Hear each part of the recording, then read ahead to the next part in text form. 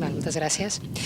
Buenas tardes. Bueno, como habéis visto, hemos cambiado un poco ya el escenario porque hemos tenido en cuenta dos cosas. Una, que veníamos de comer, lo más probable es que nos podíais dormir, y para que no os apalanquéis vosotros, nos apalanquemos nosotros, hemos primero bajado un poco la temperatura, que haga un poco más de frío, que espero que se agradezca, y luego nos he puesto en una situación un poco incómoda, yo también, soy un poco incómodo de estos taburetes, justamente para no quedarnos ahí chafados y hacer un poco un debate pasivo, sino que nos obliga un poco a tener una actitud más proactiva, porque lo que queremos es entrar un poco en una dinámica un poco más participativa. Y como aquí nos cuesta mucho participar, aunque la verdad es que en el último debate ha habido muchísima participación, pues nos hemos sacado de la manga estas dos cartulinas, como el que aquí opinamos poco, pero decir así o así, esto lo hacemos muy bien, y sacar tarjetas rojas y amarillas también, con lo cual digo, mira, vamos a aprovechar eso, y cada uno tiene dos tarjetitas, con lo cual vamos a intentar lanzar preguntas abiertas y que vosotros desde la audiencia nos deis un poco, sin tenernos que preguntar a cada uno cuál es vuestro sentimiento alrededor de las preguntas que vamos a lanzar, sencillamente, pues si es que sí, levantando la tarjetita verde, y si es que no, la tarjetita roja. Yo no os voy a presentar uno por uno ni pediré que os los presenten, porque prefiero que ellos se autodefinan con sus propias respuestas y con su propia visión de lo que es Big Data. Pero lo que está claro es que venimos de estar toda la mañana hablando de algo que hemos hablado, que es el Open Data. Se ha intuido la palabra Big Data con la conferencia de Karma, donde ha introducido un poco el tema, pero sí que es verdad que vosotros como público objetivo pues tenéis mucho más interiorizado el concepto Open Data, vinculado, pues lo hemos visto, ¿no?, a las administraciones públicas, al buen gobierno, a la transparencia, a la sociedad participativa, a la democracia abierta. Bueno, pues olvidaros de lo que habéis visto, porque nos vamos a dar una perspectiva totalmente diferente. Vamos a hablar de Big Data, que es algo relacionado pero distinto con lo que es Open Data, y sobre todo desde una perspectiva económica, de una perspectiva de negocio, ¿no? Y desde una perspectiva de sostenibilidad del modelo. Es decir, al final del día todas esas cosas están muy bien, pero en algún momento alguien debe pagar por ello de alguna manera. Entonces, ¿cuál es el precio de Big Data? ¿Es un precio? ¿Es una oportunidad? ¿En qué aspectos vamos a tener beneficios? ¿Cuáles son los riesgos? Pues intentaremos cubrir todos esos aspectos a la hora de la sección de hoy. Entonces, poco para ver si funciona lo de las tarjetitas, pues nada. ¿Saben ustedes definir lo que es Big Data? Habéis hablado de Open Data, esto no os lo pregunto, pero ¿sabéis definirme exactamente todos lo que es Big Data? Bueno, menos mal, porque si fuera todo verde nosotros podemos marchar ya. Entonces, esto es un puerto. Entonces, por lo tanto, diríamos, no todos sabemos lo que es Big Data. Os voy a pedir cada uno, no una definición, sino una palabra que según vuestro punto de vista defina o refleje el atributo más relevante de qué es Big Data. Marco, ¿qué es Big Data para ti? En una palabra. Datos. Lorenzo. Me pones en un compromiso porque iba a decir lo mismo, ¿no? Son muchísimos datos. Joseba. Muchas, pero por decir una diría predicción. ¿Y para ti, Ignacio? Interacción. Por lo tanto, como veis, empezamos a sacar una serie de atributos que esta mañana no habíamos visto. Hemos hablado de aspectos de volumen, tampoco habíamos hablado tanto de volumen, habíamos hablado si los datos se tenían de compartir o no, pero no nos habíamos metido si eran muchos datos o pocos datos. Hemos hablado, evidentemente, pues de interacción, es decir, que tenemos que hacer cosas con los datos para conseguir qué, ¿no? ¿Y para qué? ¿Por qué nos hemos de meter en eso? ¿Cuál es el beneficio que vamos a obtener? Y un poco, pues, estos pueden también intuir algún aspecto que tampoco se ha abordado esta mañana, que era el aspecto quizá tecnológico. Siguiente pregunta. ¿Es por tanto Big Data una moda pasajera? ¿Por qué os hago esta pregunta? ¿Qué pensáis? ¿Es algo pasajero? Porque la verdad, nosotros, por ejemplo, somos una empresa que llevamos 7 años hablando de datos y nadie nos entendía y nadie casi nos escuchaba, ¿no? Veo que muchos pensáis que no es algo pasajero. Yo os digo que últimamente está muy en boga y nos ayuda mucho, ¿no? A ver, Joseba, tú tenías una posición muy clara en esto. ¿Piensas que es una moda pasajera? Sí, ahora funciona, ¿no? Sí. Bueno, primero, buenas tardes y muchas gracias. Yo suelo decir que para mí es una bendita moda el tema de Big Data, como otras modas que aparecen por ahí. Y digo que es una moda muy bienvenida porque desde luego no deja de tener un poco de hype, como se comentaba antes, el tema de la curva de Gartner, etcétera. Y Y es muy probable que dentro de 2-3 años pues no se hable de Big Data, se hable de otra cosa que ahora pues los señores de Gartner dirán a ver de qué hay que hablar. Pero para mí es una moda muy bienvenida porque es que nos estamos enfrentando a un problema realmente serio.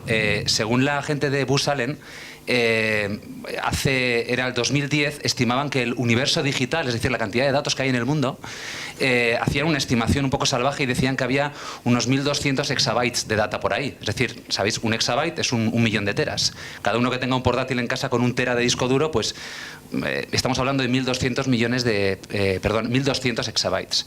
Y la predicción que daban para el 2015, daban una predicción de unos 8.000 exabytes. Es decir, estamos en un ritmo de crecimiento salvaje.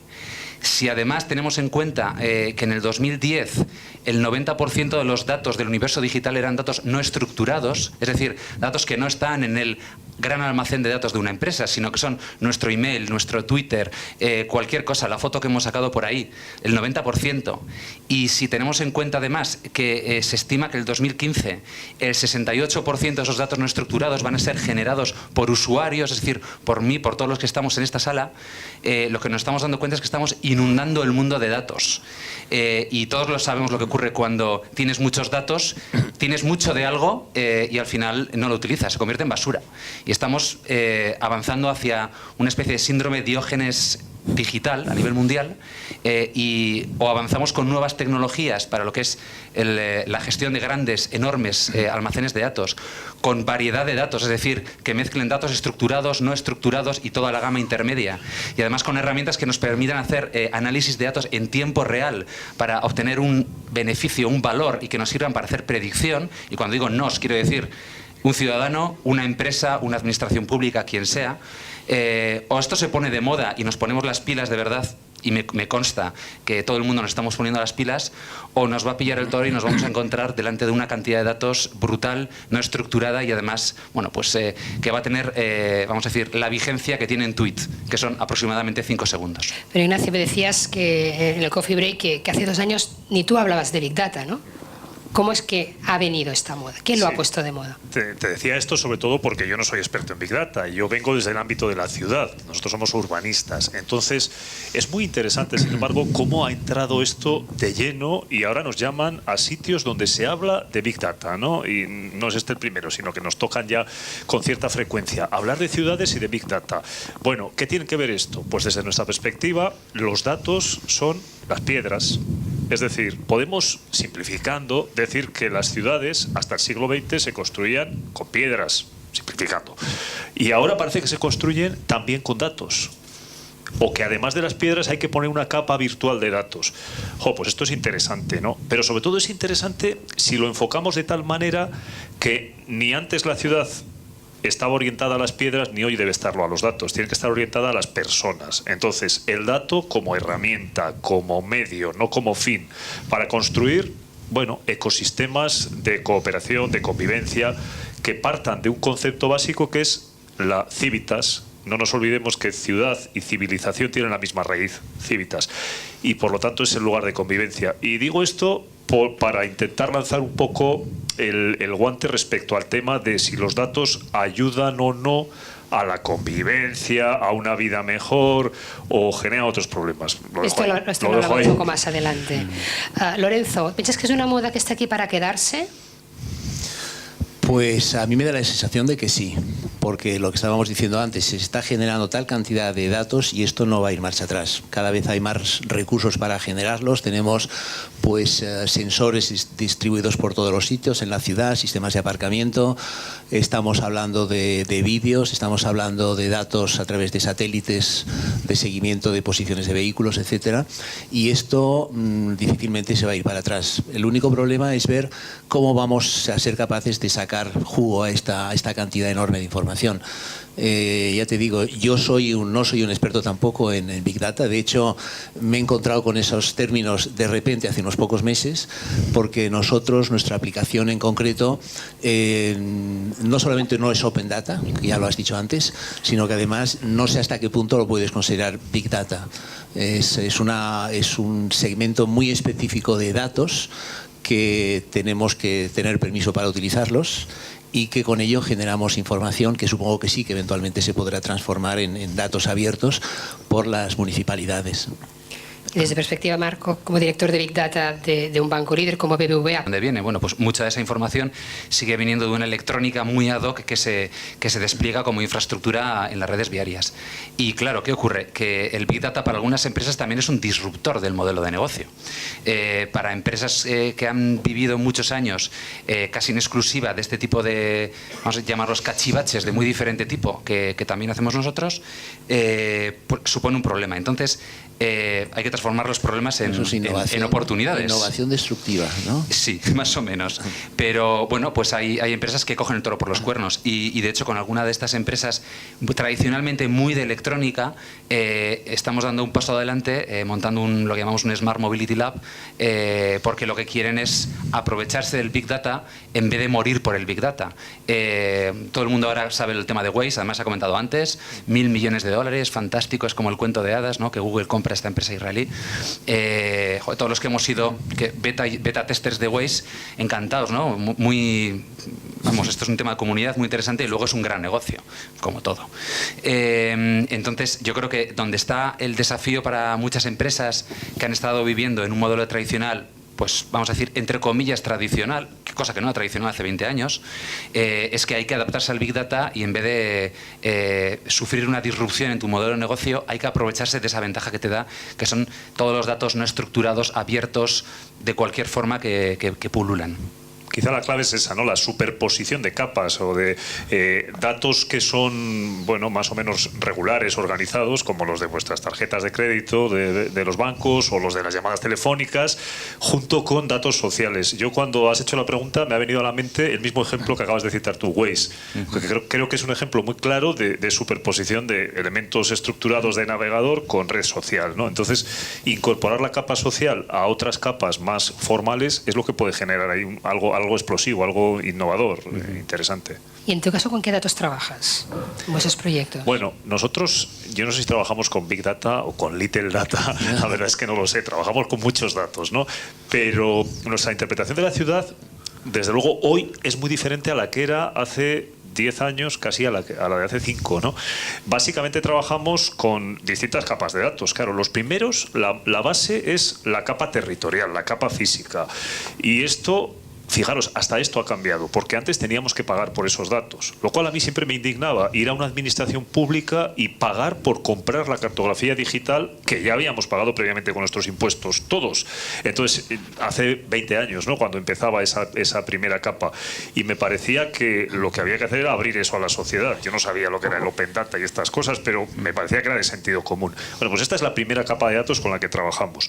Sobre ella le superponemos otras capas pues que tienen que ver con la actividad en la ciudad. Pueden ser de tráfico, pueden ser de licencias comerciales o de estructura de movimientos de la población, y vamos complejizando el asunto hasta el límite de lo que sea necesario.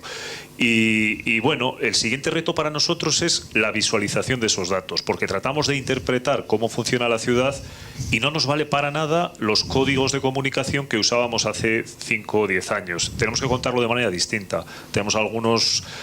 Generamos algunas imágenes que tratan de representar un territorio como si fuera el escáner de un cerebro, voluntariamente, con un fondo negro y con imágenes en distintos tonos de una gradación de colores que hablan del nivel de interactividad, ¿no? Pues territorios que tienen mucha interacción aparecen en rojo, otros más fríos en azul, y tratamos de dar una explicación casi cercana al mundo de la biología, ¿no? de la ciudad y del territorio, que no deja de ser como un gran ser vivo. Bueno, pues en esa línea estamos. En tu caso, Marco, parte de los datos que tú ya como banco dispones... Sí, en general partimos de esos datos y luego la forma de trabajo dependerá mucho del problema que uno está tratando de resolver, porque eso te dará bastantes restricciones en cuanto a qué puedes hacer y qué debes hacer con esos datos o con los datos de terceros. Y entonces lo orientamos en cierta forma hacia el cliente, y un ejemplo que puede ser es: la semana pasada presentamos un informe en conjunto con el Ayuntamiento de Madrid sobre un estudio del impacto del turismo en 8 grandes regiones de Madrid, a lo largo, comparando 2011 con 2012, para entender un poco mejor efectos de la crisis, para entender un poco mejor qué tipo de acciones, qué tipo de decisiones puede llegar a tomar el ayuntamiento para mejorar su oferta turística, ¿no? Entonces, en ese caso en particular, sí, empezamos con nuestros datos. Los datos con los que trabajamos con ellos eran, ya sea los datos anonimizados y agregados, porque no solo es disociado, sino que se disocia y luego se agrega por zonas, ¿no? Los datos de manera irreversible de tarjetas o de terminales punto de venta. Entonces, con las tarjetas tenemos cubierto lo que son los clientes del banco, pero si quisiéramos hacer un estudio de turismo e incluir chinos que vienen a Madrid, con ese dato claramente no nos alcanzaría, porque hay 3 clientes del banco. Entonces, tenemos los datos de las terminal punto de venta que nos dan los datos de tarjetas y el país de origen. Entonces, a partir de ahí se podía ver que, por ejemplo, el comportamiento de los chinos era completamente distinto al de los americanos. Uno le gustaba comprar ropa, a los otros le gustaba más la oferta de gastronomía, etcétera. O los españoles en el bar, concretos, ¿no? Sí, eso seguro.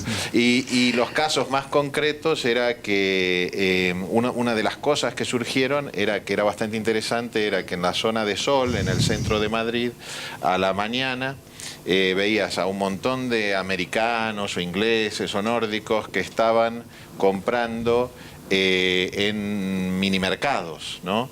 O en supermercados, que básicamente lo que querían ellos era tener su desayuno o tener su lunch a las 11 de la mañana, y en Madrid no hay nadie a las 11 de la mañana en esa zona. Entonces ahora estamos trabajando, bueno, está trabajando el ayuntamiento sobre todo, en cambiar los horarios de las terrazas del centro de Madrid para acomodar a esta oferta que representa una oportunidad en definitiva. Y en estos momentos este tipo de inteligencia, que es bien concreta porque se sabe a la hora, es agradecida de parte de los comerciantes. Entonces, primer estadio ha sido con nuestros datos.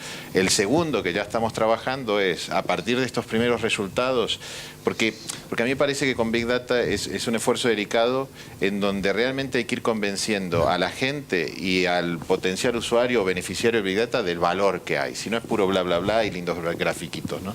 Entonces, una vez que hemos demostrado este valor, ya tenemos a los hoteles, ya tenemos a las líneas aéreas, ya tenemos a un montón de otros actores en la ciudad que están haciendo cola para compartir sus datos con nosotros para poder mejorar aún más este tipo de predicción. Entonces, por eso lo veo más como un proceso iterativo, que desde el vamos decir, voy a coger Facebook, YouTube y Twitter y mezclarlo con mis datos y sacar algo, ¿no? O sea, lo veo más progresivo. Bueno, este caso que has puesto de ejemplo es un ejemplo de la colaboración que apuntaba Xavi Sanclemen en la anterior mesa, ¿no? de que las administraciones pueden ser, pues participar junto con el sector privado y que al compartir información, que la información que tiene un agente, cuidado, era incómodo, pero no, ya está. Se trata de que esté seguro, ¿no? También. Pues un poco el ejemplo era de que, en vuestro caso, utilizáis información interna, pero también dais un valor a la ciudad, pues asesorando pues al departamento de turismo de cómo tiene que hacer mejor las cosas. Yo pienso que uno de los paradigmas que yo siempre me imagino que llegará un día donde alguien irá a un ayuntamiento y le dirá, quiero montar una zapatería en el número 10 de tal calle, y el ayuntamiento le dirá, no lo montes en el número 10, móntalo en el 5, porque en el 10 no te funcionará y en el 5 sí. Yo creo que este debería ser este fin último, ¿no? Un poco de valor al final, ¿no? Pero hay un tema que ha salido alrededor de todo eso, que también detrás de todo eso hay quien opina, y es una de las otras preguntas que os voy a lanzar, que esto de Big Data, de compartir datos, hombre, no es tanto un avance, sino que también puede ser un retraso desde el punto de vista de que estamos aceptando un mayor control y que estamos perdiendo la privacidad. ¿Quién piensa que Big Data supone una pérdida de privacidad y mayor control?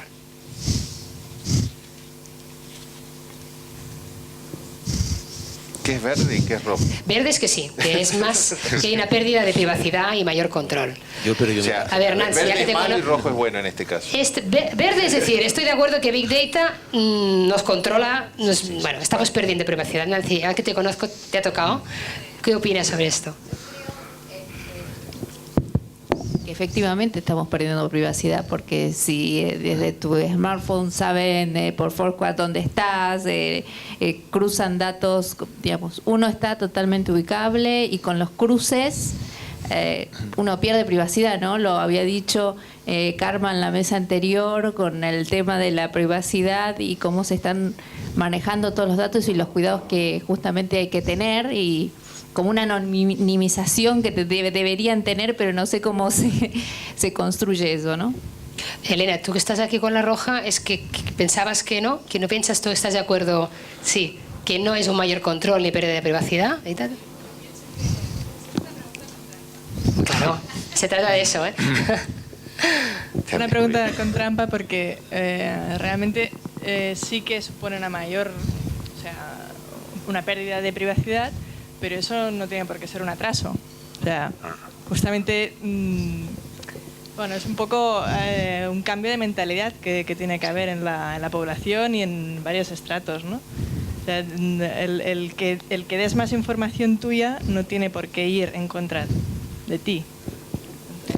Ahí Juan, que en la anterior ponencia nos iba diciendo, yo quiero datos abiertos, que todo el mundo ahí haga el striptease fiscal, ¿no? Luego, ¿dónde está la privacidad en todo eso? O sea, por una parte, que compartan datos para encordiar, ¿no? Que es lo que tú haces, y luego, pero por otra parte, la privacidad es muy delicada. Juan, dime, te lanzo y te provoco, ¿eh?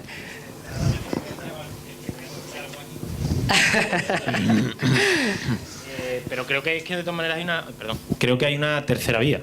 Es decir, es que depende de qué datos me recopile y cómo los asocie, pueda haber pérdida de privacidad.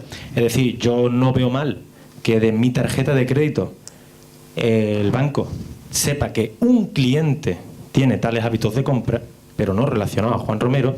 Con eso no tengo problema porque efectivamente me mejora la sociedad y lo veo un modelo de negocio legítimo. Si estoy totalmente en contra y creo que sería una falta de ética por su parte y un problema legal, o sea, un déficit legal, si mi país permite que efectivamente me hagan eso sin poder avisármelo. Pero si nos quedamos a lo medio y vamos a anonimizar, o sea, los datos están anonimizados, pero se puede extraer conocimiento de ellos, yo no veo problema y no estoy renunciando a mi privacidad, aún ganando todas las ventajas que esto supone. ¿Alguien más quiere opinar de...? Eso, una aportación sería la frase aquella de transparencia para los fuertes, privacidad para los débiles. ¿Qué pensáis? Pues, ¿Realmente aquí es el gran debate? Es decir, los beneficios, los riesgos, la privacidad...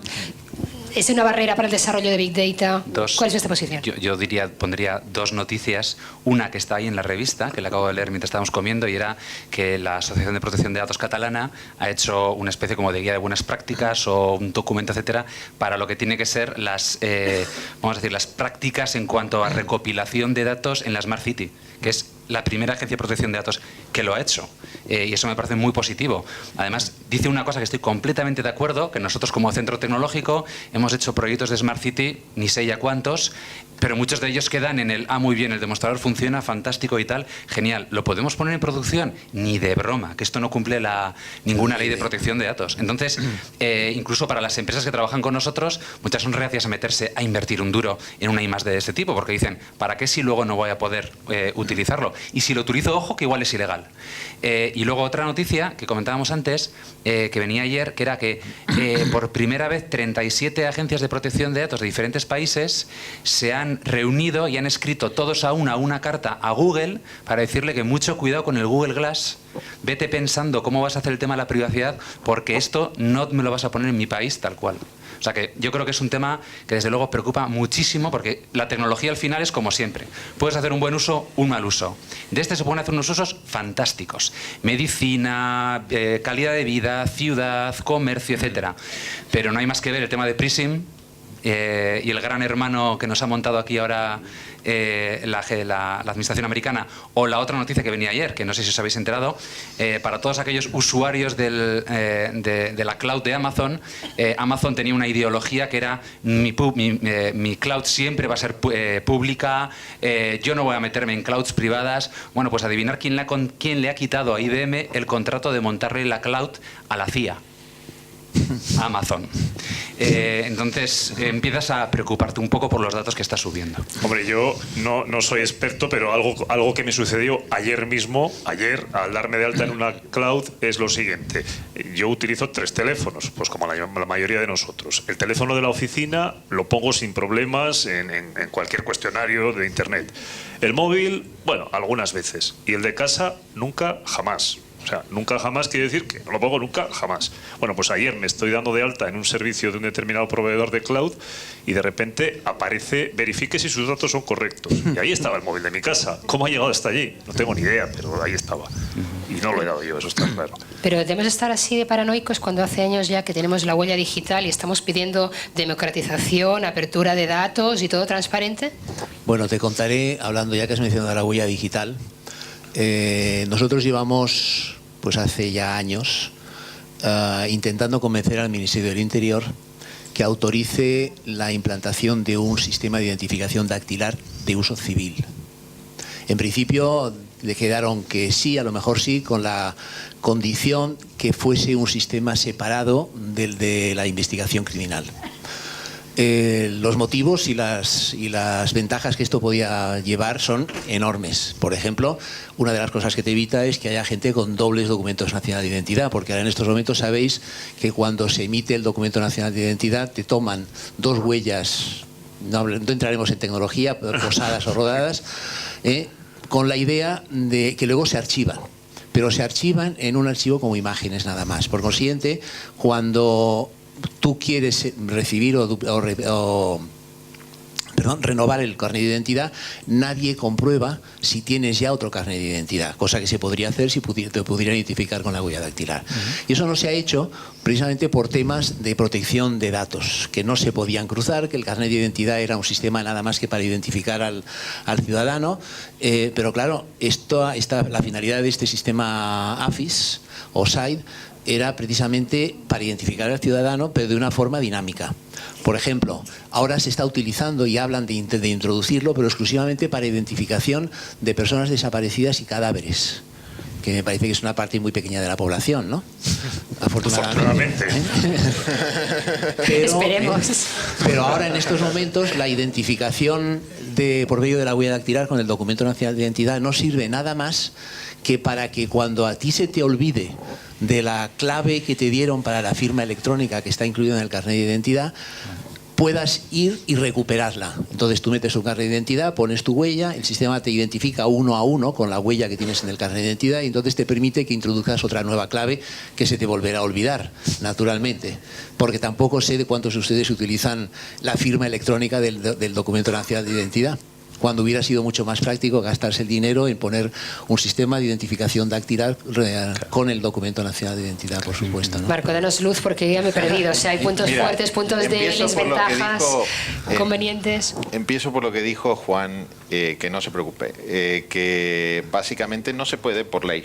O sea, yo no puedo utilizar los datos de nadie de la tarjeta cuando están identificados, o sea, yo no puedo utilizar esa identificación. Más aún, incluso si lo anonimizo y lo disocio, cualquier empresa seria está limitada totalmente en el uso que puede hacer de esos datos, ya que hay un principio de irreversibilidad, ¿no? Y estamos viendo cada día cómo aparecen artículos científicos en donde a partir de conjuntos muy limitados de datos se puede identificar a individuos y que son conjuntos de datos anonimizados y entonces hay mucho trabajo por hacerse ahí. Hay un ejemplo que me gusta, que es un proyecto artístico que me comentaron el otro día de una persona que lo que hacía era un web para ladrones. En donde indicaba en el mapa a dónde pueden ir a robar. Rob Me Please se llama la web. Rob Me Please, claro. Entonces, básicamente es bastante fácil inferir hoy a partir de las redes sociales. Si yo voy y pongo, estoy en el aeropuerto, estoy por irme a Turquía una semanita y vivo aquí. En Turquía. La casa está libre. Claro, y en la misma red o en la otra tengo la de mi domicilio, pues ya está, estoy entregado, se saben si estoy it's complicated o estoy casado o lo que sea. Y entonces y claro, en definitiva, lo que está pasando es que estamos dando alegremente nuestros datos y cediendo, firmando, aceptando condiciones allá donde deberíamos pensárnoslo 2 veces, y a veces tenemos preocupaciones válidas por otros casos en donde sí se está cuidando las identidades. Entonces, al final me parece que la discusión, y eso no sé si pone algo de luz, pero la discusión esta que estamos teniendo es una discusión de cultura de datos. Al final de cuentas, lo que tiene que suceder en la sociedad es educarse. Esto no es que lo vamos a controlar o vamos a transformar una sociedad Big Brother o una sociedad abierta. Lo que vamos a hacer es una sociedad educada y que trabaje con la tecnología que la rodea, o una sociedad que no, una sociedad que es fácilmente manipulable a partir de los datos, o una sociedad que no, una sociedad que pone los límites allá donde hay que ponerlos, porque el caso que se mencionaba de que al final todo depende.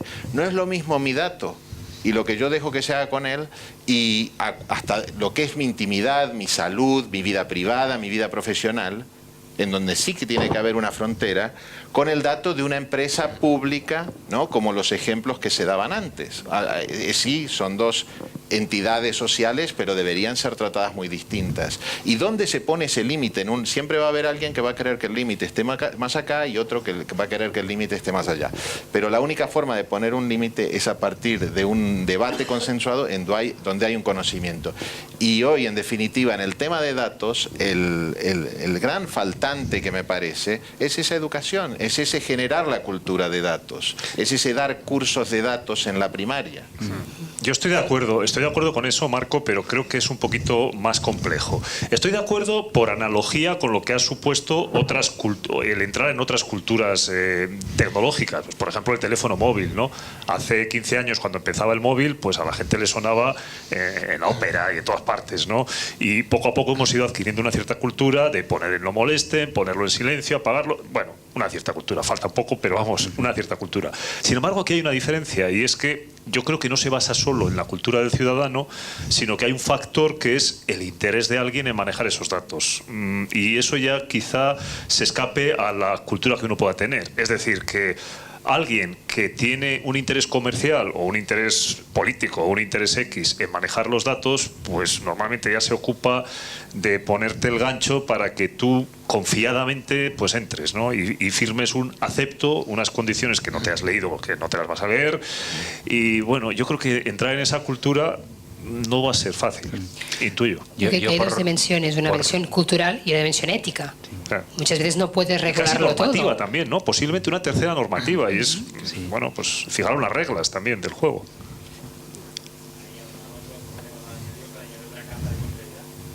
Y es las relaciones a terceros. Por ejemplo, yo no lo sabía, pero resulta que tenía cuenta en Twenty. Alguien me la hizo con mis datos. Ah. No sé si por broma o broma, pero tal. Sí. ¿Y ahora cómo evaluamos eso? Hombre, por ejemplo, con la huella digital quizás ya podríamos ahí sesgar. Pero, por ejemplo, yo además me acuerdo, o sea, mi primer problema en ese sentido fue yo cuando empezamos con el Messenger, ¿no? Allá por los principios del 2000 y demás, yo a todo el mundo, o sea, por respeto, tanto a mí como a todo el mundo, los datos que le rellenaban falsos. Yo manejaba seudónimos. O sea, yo, de hecho, mis amigos flipaban conmigo porque yo a todo el mundo lo tenía por seudónimo. Hasta que llegué a casa de un colega y me di cuenta que él tenía también mis datos puestos. Entonces, ¿de qué me sirve incluso esa protección mía? Porque además, a día de hoy, la salvaguardia de la ley se ha demostrado totalmente insuficiente, por dos cosas. Lo primero, porque, en fin, la ley, sobre todo en según qué cosas, le hace preferente, le hace tal, pues, se ha demostrado que es derecho cuántico, ¿no? O sea, ahora es onda, ahora es partícula, ahora, en fin. No entremos por ahí, Juanma, que sería otro debate. Exactamente. Y tercero, y segundo, porque también se ha demostrado que aquí hay cierta gente que tiene más capacidad legislativa que otros.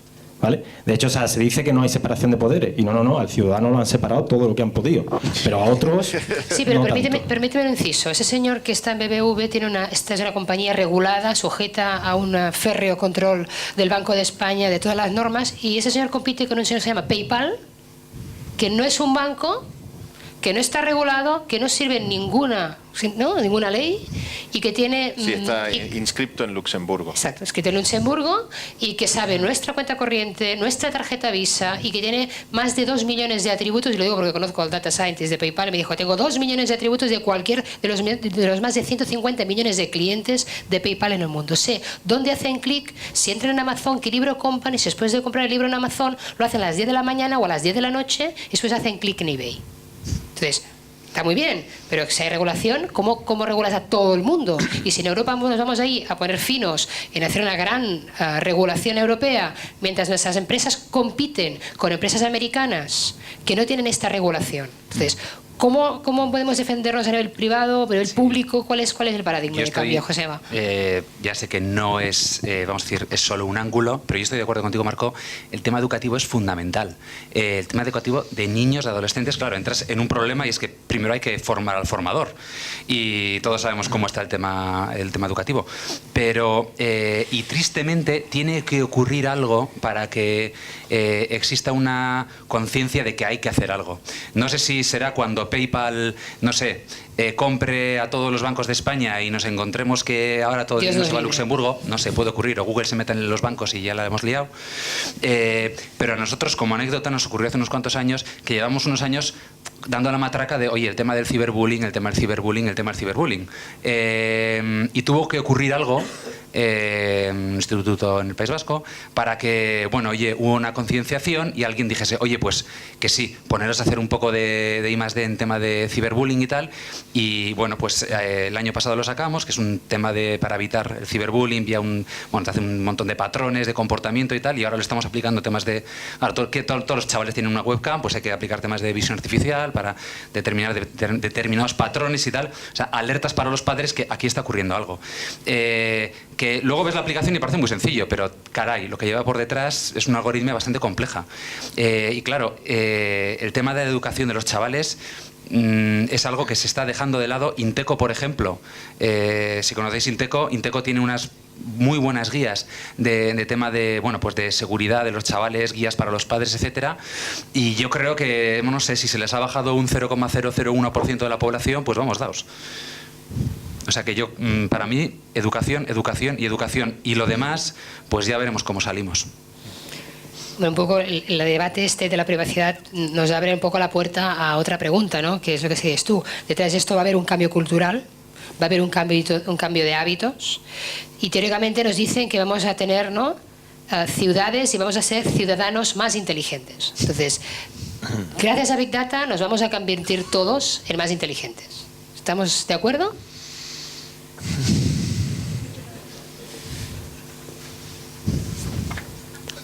Hombre, José, pero si tú haces que ese tema es Smart Cities, ¿tú no te lo crees? Yo creo que no. Ay, José, yo creo que no. Si somos o no más inteligentes será cuestión de educación y de muchas otras cosas, de convivencia social, de comportamiento, pero Big Data, vuelvo a lo anterior, es materia prima, nada más. Si lo sabemos utilizar con inteligencia, seremos más inteligentes. Y llego a esta reflexión desde el ámbito de las ciudades a partir de una experiencia que todos conocemos, y es el urbanismo del siglo XX versus el urbanismo tradicional.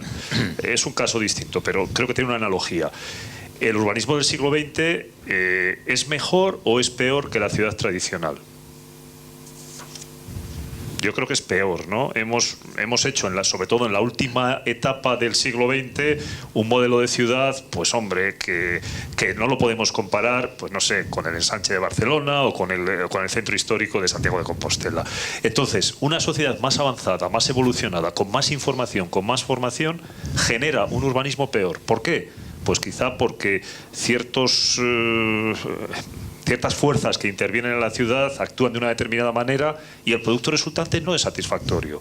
Entonces, llevada esta misma lógica o esta misma reflexión al tema de Big Data, que es ya un tema del siglo XXI, pues yo creo que mi conclusión por lo menos es: no necesariamente nos hace más inteligentes. El uso que hagamos de ello y cómo enfoquemos el tema sí que nos puede hacer más inteligentes y generar mejores ciudades, mejores ciudadanos, pero no necesariamente. Tenemos que estar alerta para construir sobre esa materia prima algo que de verdad sea cualitativo. Tú decías que sí. Yo he sacado el verde porque antes aparecía aquí la pirámide de datos, información, conocimiento, sabiduría. Hace unos cuantos años se hablaba del cyborg, del transhumano que vamos a llevar metidos no sé qué gadgets y tal. Bueno, lo cierto es que ya estamos. Lo que pasa es que no lo tenemos metido dentro de la piel, pero con todo el tema del smartphone, etcétera, al final, oye, dime cualquier cosa. Yo me acuerdo cuando una operadora telefónica sacó hace muchos años ya un servicio que era: llamas 24 horas, pregunta lo que te dé la gana, que ellos te responden, ¿no? Era cuando ni WhatsApp había al principio. Y entonces llamabas y allí, además yo estaba en ese call center y tenías unos señores que lo que tenían era un montón de enciclopedias, el Google de entonces inicial y tal, y oye, les preguntabas cualquier cosa a las 4 de la mañana, típico pique en un bar, oye, ¿cuántas veces tocó los Rolling Stones en España? Que 6, 7 y tal. Muy útil, muy útil. Lo usamos, una apuesta. Total, llama y tal, pum, pues tardó 5 minutos y nos lo dijo. Eso entonces era la leche. Hoy día sacas aquí, el otro día además, bueno, también tuve una bronca con un amigo, somos muy de apostar por allí, y oye, que te lo miro y tal, pum, Google, rápido, me lo ha dado. Claro, Big Data, uno de los 3 aspectos clave de Big Data es tiempo real. Y es que lo que nos está dando Big Data es cosas que hablamos también antes de la sesión. Todo esto de Big Data existía ya el tema del data mining, de los data warehouses, de todo esto hace mucho tiempo. Bueno, hace mucho tiempo y sigue existiendo y va a seguir existiendo. Pero, joder, el ETL que lleva 8 horas, que el tema de los cubos, móntalo 4 horas, que el OLAP, y eso no es un tiempo real. Y Big Data es tiempo real. Si te lo dan tiempo real es Big Data. Más o menos esa sería la definición. Entonces, hoy día tenemos aquí, en la punta de los dedos, tenemos un supercerebro de un tamaño pequeño y algún día no dudo que nos lo van a meter aquí. Y yo soy, Los de Google nos van a meter en las gafas, ¿no? Por lo pronto. De momento por fuera, ¿no? Lo siguiente ya es dentro. Y yo, ojo, soy un gran admirador de estos aparatos y soy adicto, o sea que no. Pero el ejemplo que has puesto no es un ciudadano más inteligente, es un ciudadano con más información. Hombre, eso es una buena base para ser más inteligente. Pero que luego sea más inteligente dependerá de lo que has citado antes, de la educación, de tal. Bueno, bienvenidos sean los datos, pero no bajemos la guardia para que sean utilizados con criterio. Yo coincido con Ignacio en ese sentido. Yo creo que una sociedad en donde la prima de mi seguro es inferida a partir de mis datos médicos, etcétera, no es una sociedad más inteligente. Es una sociedad más desigual en todo caso. Lo mismo cuando se infiere mi oportunidad de trabajo, se infiere a partir de una estimación de la cantidad de ingresos que yo voy a reportar a la empresa que me va a contratar. Eso es perfectamente factible en Big Data. Yo no creo que eso sea una sociedad más inteligente. Entonces, al final de cuentas, es como todo con la tecnología, ¿no? O sea, dependerá del uso y dependerá de que sepamos usarla bien. Sin embargo, yo creo que sí que Big Data va a permitir un avance social muy distinto, ¿no? Equivalente a cualquier revolución industrial. De hecho, las anteriores revoluciones industriales gestionaban la escasez de recursos y por primera vez hay una revolución industrial o social o tecnológica que la problemática es el exceso de recursos. Justamente descubrir o sacar el valor real de mucha información, que al final, bueno, tengo muchos datos, pero ¿cuáles son los buenos, cuáles son los malos? Veo una noticia en internet, ¿qué te tengo para saber si detrás hay una veracidad, un periodista que se lo ha investigado y es fiable o un rumor, ¿no? Entonces, ahí también hay una necesidad de... Solo a la puntualización. Mi postura es que sí nos hace más inteligentes, pero la inteligencia se puede usar para lo bueno y para lo malo.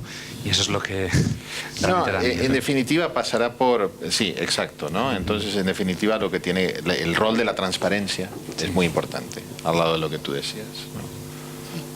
Carlos, ¿me puedes pasar la siguiente pregunta? Estamos llegando ya casi al final, ¿eh? Nos queda una aproximadamente un cuarto de última hora. puntualización sobre este tema que estabais diciendo. Yo supongo que una de las cosas que se puede sacar de la explotación adecuada del Big Data es una mejor utilización de recursos, el evitar despilfarros, porque estamos en una sociedad, estamos hablando del pleno empleo, y el pleno empleo es una utopía. Hemos de plantearnos que vamos a tener que cambiar el paradigma de la sociedad en algo en el que nos tendremos que acostumbrarnos de una gran parte de la sociedad que tendrá que vivir de subsidios de algún tipo o bien estar ocupado en empleos sociales. Porque lo que es el empleo tradicional de producción y de fabricación, el mundo no puede seguir creciendo a un 2,5%, un 3%, que compensa las mejoras en rendimientos de recursos, de utilización de recursos, entre ellos en los recursos humanos. Cuando se habla de que una sociedad o un país tiene que crecer a más de un 2,5%, es porque se ha establecido que más o menos el ritmo en el que los métodos de producción, incluida la mano de obra, son más eficaces es de un 2%, más o menos. Por lo siguiente, para crear empleo hay que crecer a más de un 2,5%. Pero a pesar de que estemos mejorando los rendimientos de utilización de materias primas, el mundo no puede seguir creciendo a un 2,5% porque no puede. No nos podemos permitir, no hay recursos para seguir creciendo a este ritmo, ¿no? Entonces, Entonces puede ayudar a una mejor utilización, el evitar despilfarros, etcétera, un poco para paliar esta situación. ¿no? Mayor eficiencia.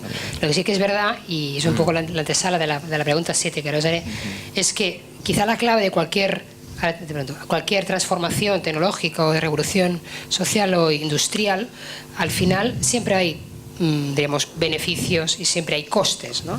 Quizá la clave está en que no solamente los beneficios los reciba una parte de la sociedad y los costes otra, creando brechas, sino que los costes y los beneficios se repartan equitativamente a través de toda la sociedad, ¿no? Y aquí quizá la pregunta es decir, por lo tanto, lo que se trataría es que este valor de Big Data pueda de poco difundirse, ¿no? Propagarse como una mancha de aceite en todas partes, no solo determinados sectores o determinados grupos puedan capturar el valor de Big Data. Un poco la pregunta es si pensamos que quizá aún no se está capturando el valor de negocio, el valor de Big Data en todos los sectores. ¿Pensamos que esto ya aún no se está capturando el valor de Big Data en otros sectores o que es algo que ya estamos viendo por todos esos ejemplos que nos han contado que empieza a ser algo que no va a ser solo de las administraciones o solo de las grandes corporaciones, sino que se va un poco a extender por todas partes? ¿Qué pensáis? ¿Estáis de acuerdo que aún no se ha capturado el valor en todos los sectores? ¿Cuál es tu opinión? Que todavía no ha llegado a todos. Sí, mi opinión es que en estos momentos todavía no se ha extendido como esta mancha de aceite a todos los sectores sociales, sino que en estos momentos siempre hay unos sectores punteros que en estos momentos pues seguramente están base a negocio todo eso y que esperemos con el tiempo seguro que tiene muchísimas aplicaciones beneficiosas para el conjunto de la sociedad y que seguramente todavía hoy no imaginamos ni comprendemos, pero yo espero que esto evidentemente ha de tener beneficios sociales para el conjunto de la sociedad. Marco, ¿qué hace falta para que realmente el valor de Big Data se pueda extender a todos los sectores productivos, sectores industriales y también a todos los sectores sociales?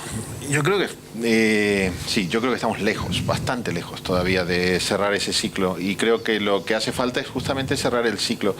El ejemplo que siempre pongo es, si nos imaginamos dos ciudades relativamente pequeñas que capturan sus datos, ¿no? Y que tienen sensores de inducción, tienen los GPS y tienen los teléfonos, ¿no? Que están diciendo la información de tráfico en tiempo real y tienen el megasistema que captura todos estos datos, los integra, los datos no están en silos, hacen unos mapas interesantísimos sobre el tráfico en la ciudad y eso lo tienen las dos ciudades. Bueno, hay una de esas dos ciudades que tiene semáforos y la otra no.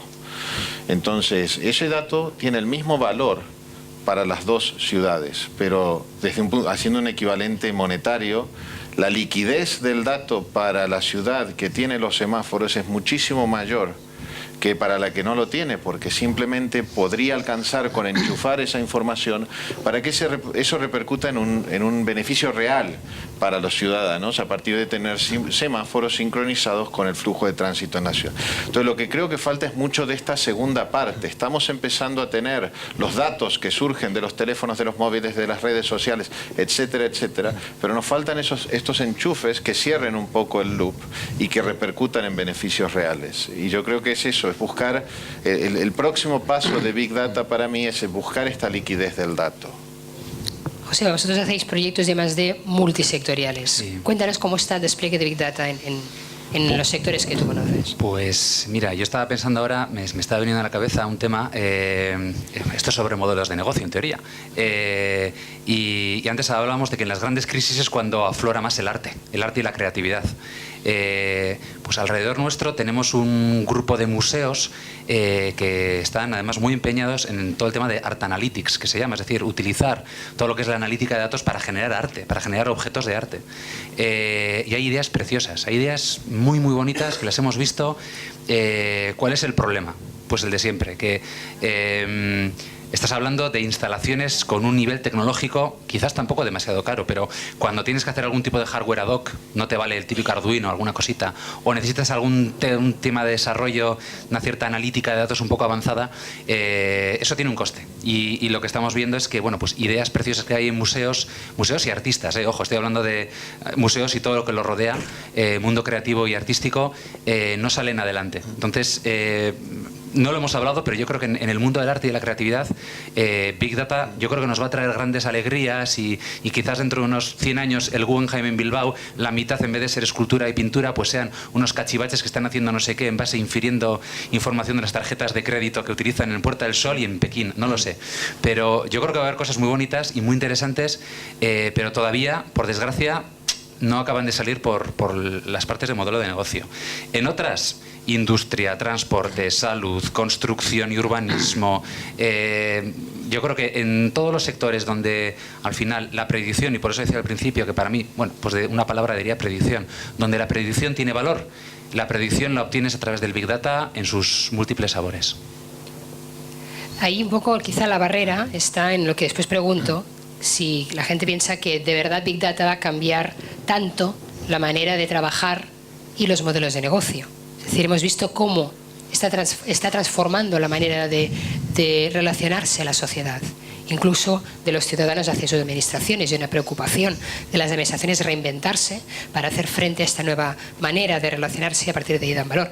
¿Qué ocurre con las maneras de trabajar? Pensamos que Big Data va a cambiar nuestra manera de trabajar, no solamente de relacionarnos entre nosotros y con las administraciones, nuestra manera de trabajar va a cambiar los modelos de negocio, de la misma manera que Internet se cargó o desmaterialización a las industrias, ya no tenemos discos físicos, no tenemos billetes de avión físicos.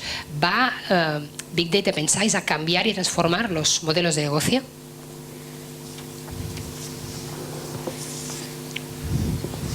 Quizá está aquí donde está quizá esta barrera de entrada del valor, que detrás de Big Data hay una transformación de modelos.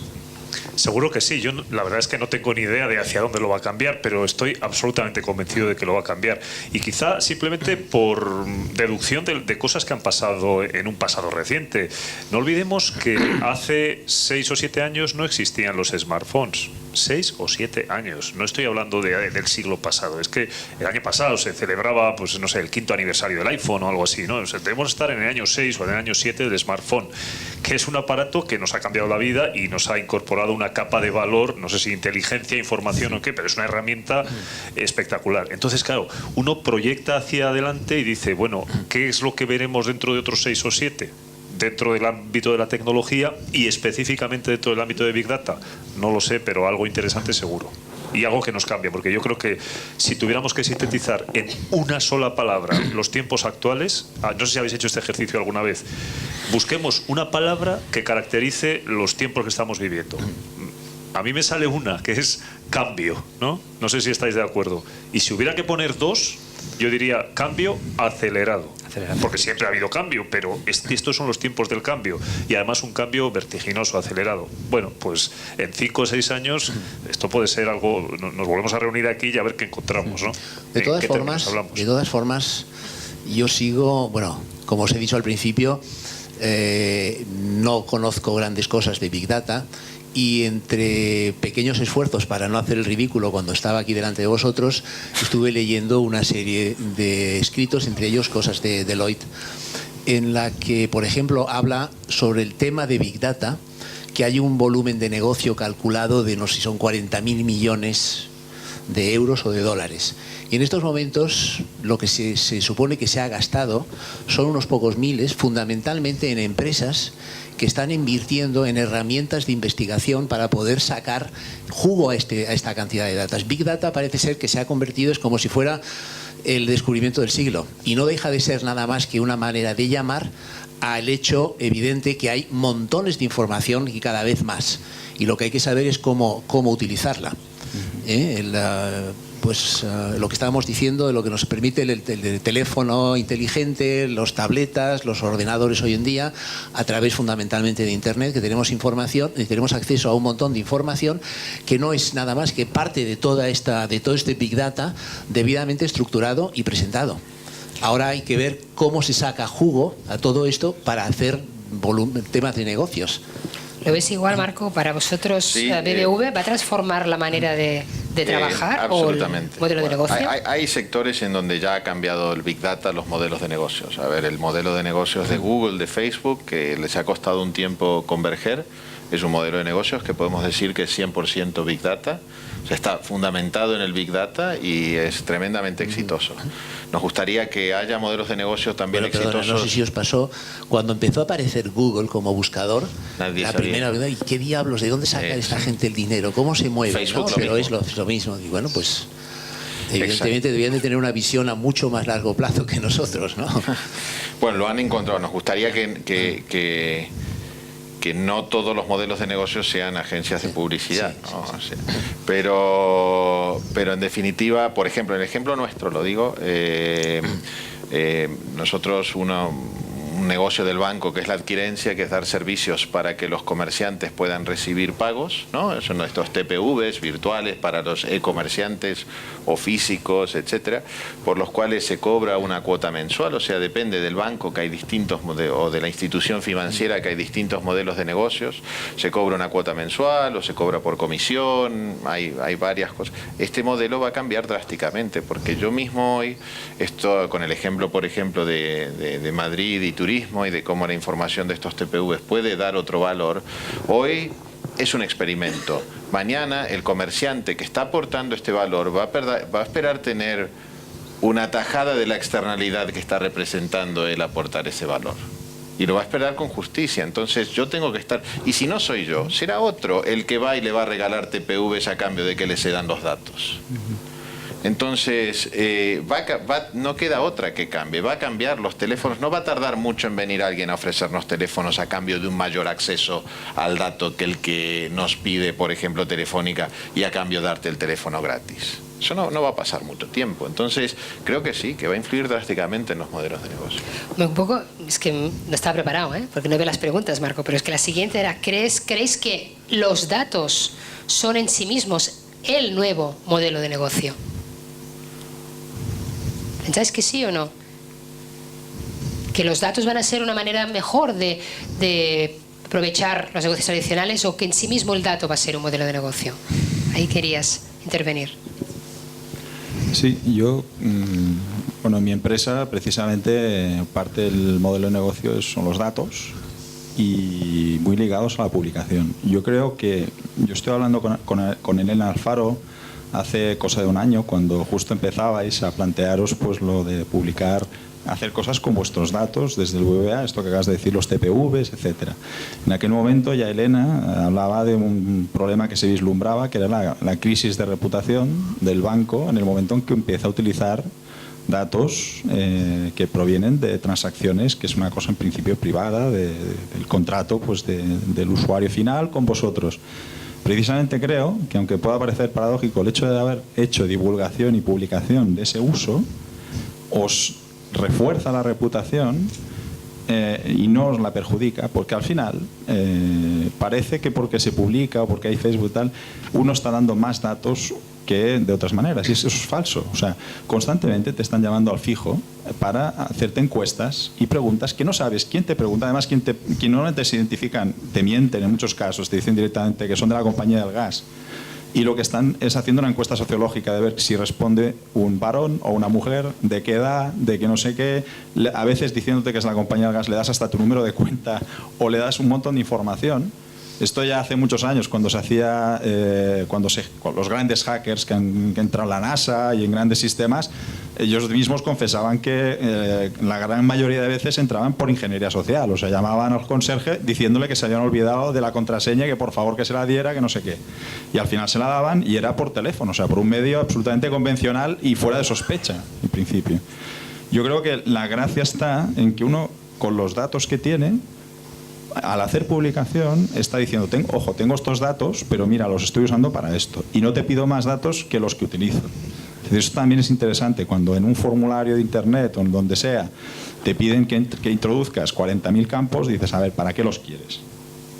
Porque si me dices para qué los quieres, yo te voy a decir para qué o sea, ¿cuántos necesitas realmente? O sea, a lo mejor con mi email ya tendrías bastante, ¿no? Entonces ahí el modelo de negocio tiene que ser muy transparente para que la empresa no tenga una crisis de reputación. Google o sea, cuando estuvo capturando las señales wifi, aprovechando que pasaba por allí con el Street View, pues le picaron la cresta en Alemania y en Europa en general, porque dijeron, oye, si haces esto y nos capturas datos y no nos avisas y además no nos dices para qué los quieres, te vamos a prohibir que pases con los coches. Y fue un diálogo ahí, yo creo que es un interesante, ¿no? Y que al final haya publicación. Pero fíjate, estamos hablando de que el dato nos hemos dado cuenta que tiene un valor, ¿no? Teníamos un valor porque nos permitía descubrir cosas, ¿no? Ahora estamos ya cambiando el análisis y decimos, no, es que además tiene un valor económico. Y tú comentabas, no tardará mucho que una operadora me regale el teléfono a cambio de qué. Pues de que pueda saber por dónde paso, a quién llamo. Yo sé casos reales de compañías de seguros que en lugar de decir, mira, tu seguro de todo riesgo vale 600 euros al año, pues yo te lo dejo por 200 a cambio de que me dejes poner un aparatito en tu coche y puedas saber por dónde vas, tu velocidad media, porque claro, porque llega a hacer pagar un seguro de como si estuvieras todo el día corriendo a 200 kilómetros por hora, si solo te mueves por la ciudad, de casa al cole del niño, el niño a casa, y no pasas de 50. O sea, al final, igual te va a dar un seguro más personalizado, o está admitiendo que el valor del aparatito es superior al margen que deja de ganar por ese seguro. Entonces, ¿realmente el dato es el modelo de negocio y el banco, la operadora son un canal que es la excusa para tener el dato? ¿Va a ir hacia allí la transformación de los modelos de negocio? Creo que generalizar es difícil, pero yo cuando he sacado la tarjeta roja es porque me ha venido directamente una experiencia de hace unas cuantas semanas. Estábamos hablando, bueno, pues de un proyecto de Big Data con unos partners, en este caso eran alemanes, y nos contaban la situación del mercado de marketing directo en Alemania. Alemania es un país, que yo no lo sabía, mucho más laxo en cuanto al tema de regulación de datos personales, de forma que pues algo que aquí no es tan normal, y es que te llegue el catálogo de vinos de Burdeos a tu puerta y dices, ¿y que estos cómo saben que a mí me gusta el vino de Burdeos? Si no me he suscrito a nada. O sea, todo lo que es el marketing directo y el envío postal y tal ha sido un mercado brutal en los últimos 30 años. De hecho, hay grandes empresas que al único que se dedican es a comprar listas, mezclar listas y revender listas mezcladas. Una especie de Big Data prehistórico, porque están comprando pues el Turiocio, la Trave, lo que sería aquí, el equivalente, que pueden venderlo con bastante más tranquilidad que en España, aunque parezca mentira, y se dedican a eso. Pues nos contaban que el valor del dato, porque además es que se paga el dato por unos KPIs bastante claros, el valor del dato, no sé si nos hablaban de que había bajado un 40 o un 50% en los pocos años, y no era por la crisis, era porque hay tal inflación de datos que este dato que antes tú pasas por el supermercado en el Aldi, pum, pagabas con la tarjeta del Aldi, y coge el Aldi y luego te lo revendía por, vamos a decir, 1 céntimo, mucho menos, pero bueno, ese dato ahora vale muchísimo menos porque las empresas que, vamos a decir, compran y revenden listas de información, tienen a su disposición unos repositorios de datos mucho más grandes de lo que había antes. Total, que el dato en sí, sobre todo si es el dato tradicional, pierde valor, pero porque hay una inflación de datos en el mercado. Ahora, que puedan surgir modelos de negocio que ahora ni se nos ocurren, seguro. Es lo que yo llamaba modelos de negocios radicales. Y alguien dice, ¿qué es un modelo de negocio radical? Yo qué sé, todavía no está inventado. Entonces, lo que hay que hacer es abrir las orejas, poner las antenas y estar listos, porque seguramente dentro de 3 años vamos a estar hablando de la empresa, seguramente además con nombre chino, que está arrasando y ni se nos había ocurrido que eso se podía hacer. Igual hay que hacer una distinción, porque por ejemplo el ejemplo de la empresa de seguros no es el dato en sí. La empresa de seguros sigue vendiendo seguros. Lo que pasa es que la información es la que está utilizando para alterar su producto. El ejemplo financiero o de telecomunicaciones creo que va a ir más en esa línea. Estoy totalmente de acuerdo con lo que has dicho, me parece contradictorio. Sí, pero hay ejemplos realmente nuevos y radicales y disruptivos que están saliendo alrededor de Big Data. Me gusta mucho poner un ejemplo por lo distinto que es de una web que podéis consultar que se llama farmeron.com, ¿no? Que tú que eres argentino, ¿no? Que se trata de que, bueno, pues cualquier granjero de cualquier parte del mundo entra en esa web, en ese portal, y introduce los datos de su ganado. Tienes 500 cabezas de ganado y entras allí y pagas $0,50 por cabeza de ganado introducida y dices, la vaca Pepita me pesa 50 kilos, le he dado 2 veces de comer hoy y me ha dado 1 litro de leche. y al día siguiente hoy ha llovido y mi vaca Pepita hoy ha dado 1,5 litros y ha comido 2 veces. Entonces, con esta información, esta empresa, y yo os recomiendo que vayáis a ver la web, que es espectacular, al cabo de un tiempo te retorna una información, porque junto con tus datos de tu ganado ha comparado y ha agregado todos esos datos con miles de granjeros de muchísimas partes del mundo, con distintas franjas climáticas y con distintos hábitos de alimentación, y te va a decir, oye, ¿sabes qué? Mañana no le des comida 2 veces al día, dale 3. No le des 1 litro de agua para beber, dale 5. Dale este medicamento, porque creo que está baja de hierro. Y al final, al cabo de un mes o 2 meses, el resultado de esas recomendaciones que te está dando este sistema es que tu vaca, en lugar de darte 1 litro de leche, te da 10.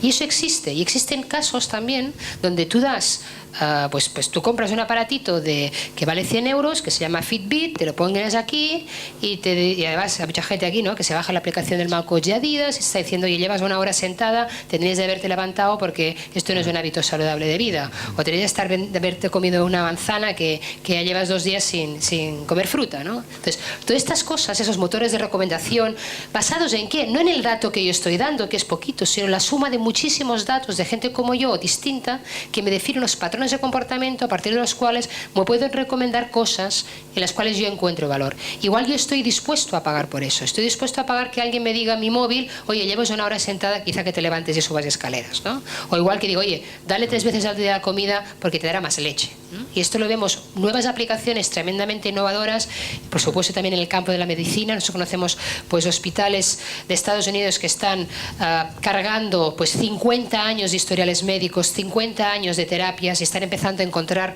relaciones causa-efecto de qué terapias pueden funcionar mejor en qué tipo de personas, en qué tipo de pacientes, ¿no? Por tanto, vamos hacia un mundo que tú introducías el concepto antes, de la predictiva, pero también de la recomendación y de la personalización. Igual el valor también está ahí, el cambio de modelo de cosas personales. Hablaba un día con una persona y decía, el precio va a dejar de ser único. Las cosas nunca más van a tener un precio. El precio de lo que tú compres será porque eres tú y porque me lo compras hoy. Y si es otro, me lo compra mañana, tendrá otro precio. No sé si veis vosotros estas dinámicas, un poco ciencia ficción. En los billetes de avión, por ejemplo, ¿no? Quiero decir que ese modelo extendido en general. Me ha gustado lo de las vacas. No, yo te digo, entra porque es espectacular. Y ahí se suma no solamente la información que tú das, yo digo 0,5 dólares, sino que el retorno no solamente son las recomendaciones, sino, como decías tú también, estadísticas. Una pantalla de un cuadro de mando de la vaca, ¿no? Y así, pero es espectacular. Digo, mirar la web, yo tengo una aplicación que se llama decide.com, que la tienes en el móvil, aquí en España no funciona, en Estados Unidos sí, y te vas a un media market, dices, me voy a comprar una televisión de plasma. Coges ahí el móvil, le hace la foto al código QR, dice 2.000 euros. Dice, no te la compres hoy, espera una semana que bajará el precio. ¿Por qué? Porque sabe la información de todos los media markets de todo el mundo, pero además sabe que la Sony va a lanzar un nuevo producto, un nuevo modelo, de aquí 6 meses, y que este va a quedar obsoleto. Con lo cual, de aquí 2 van a hacer rebajas porque se van a sacar el stock. Bueno, todo eso también es Big Data. Y eso igual sí que nos cambia un poco la manera de pensar y de hacer negocio. Sí, de hecho Google publicó hace un mes, puede ser, un estudio muy interesante sobre hábitos de compra en comercio. Y bueno, si alguien tiene la oportunidad de echarle un vistazo, merece la pena. Vale, es muy San Francisco, US, ¿vale? Y no estamos ahí todavía, pero ves unos cambios en los hábitos de compra, que es lo que viene. O sea, eso digo, las antenas, que el primero que encuentre una utilidad a sus habilidades técnicas o a su disciplina, que puede ser un biólogo, un mecánico o un albañil.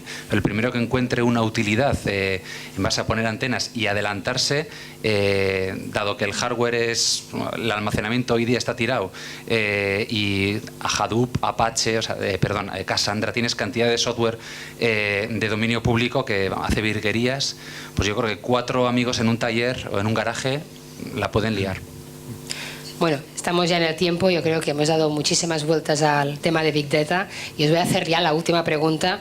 Es si con todo lo que habéis oído en esta sesión pensáis que Big Data va a aportar más ventajas, color verde, o va a aportar más inconvenientes. También os pido a vosotros que... Bueno, bien. Pues muchas gracias a vosotros por la sesión.